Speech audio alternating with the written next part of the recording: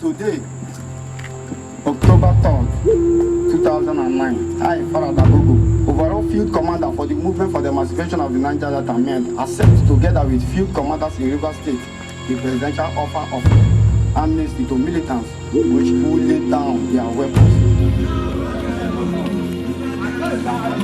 I and my people, we accept the amnesty offer. The arms have been surrendered. Today, 4th October, year of our Lord, 2009, will mark the beginning of the development of the Niger Delta region. The promises have been made, and now the challenge to silence the guns permanently in the Niger Delta region is just beginning. It's a challenge successive governments have tried but failed to overcome.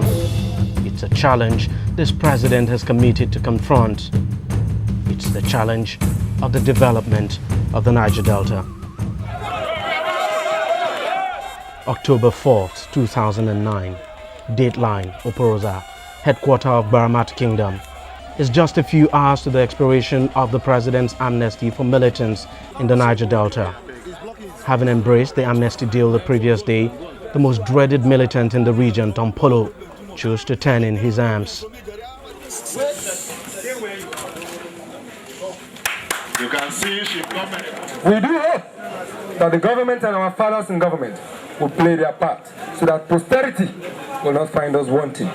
Virtually all the ex-militants in the region echoed the same message when they were laying down their arms. The good news is the government has always known this, but the bad news is that it has always failed to match words with action. This time though, the man who oversees the amnesty program says things will be different.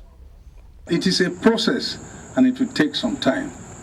But I want to assure you that everybody involved, right from Mr. President himself, is committed to ensuring that we do not fail you. Though the government has not yet released any comprehensive post-amnesty plan, it has its job already cut out for it. The people say they want federal presence in the region. Federal presence means one thing: development. Let us develop the Niger Delta. If they can develop the Niger Delta, there will not be problem. For the people of Baramat Kingdom, that development would mean rebuilding communities that were destroyed by the military during the crisis. The development will also mean addressing the seeming paradox that the Niger Delta region has become. Egwa Oil Flow Station has been in existence since 1967. Timi showed me a good example. The Egwa Flow Station right in the heart of Baramat Kingdom. Egwa Flow Station produces more than 10,000 barrels per day. Over 10,000 barrels per day. The flow station, it has lights, water and everything, but the immediate community people, they don't have lights and water. The people, the water they get is from the oil well. It is a water well, it is not a oil well. The water well that supplies the flow station got bad, and the water is flowing out. Ordinarily it's not supposed to be good for drinking, but the people are getting water from this one. It's an all too familiar story that runs across the length and breadth of a region that produces at least 90% of the country's wealth. The local people see oil wells scattered on their rivers and creeks, but they do not have a say in terms of how the money from the oil is spent. Well, right behind me there are the oil wells. There are several of them scattered all over Baramat Kingdom, all of them producing thousands of barrels of oil per day. Now, thousands of barrels of oil per day will translate to thousands or millions of dollars.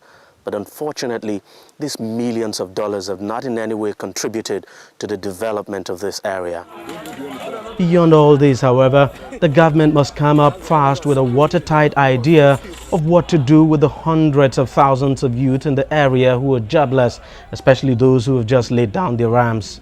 The government says it intends to send those who wish to school and provide skill acquisition training for others. But recent protests by some of the boys over unpaid allowances for the amnesty program is now raising serious concerns whether the majority of the boys actually buy into the idea of schooling or skill acquisition. Perhaps when all of that has been taken care of, then will the government begin to find answers as to how all the huge cache of arms and ammunition turned in by the former militants found their way into a country that is not at war. Already the situation is giving some highly placed government officials like the Rivers State Governor a cause for concern. My reaction was that what were we doing? How did we get here? What was the security doing that they could let this kind of weapons enter into the country unnoticed?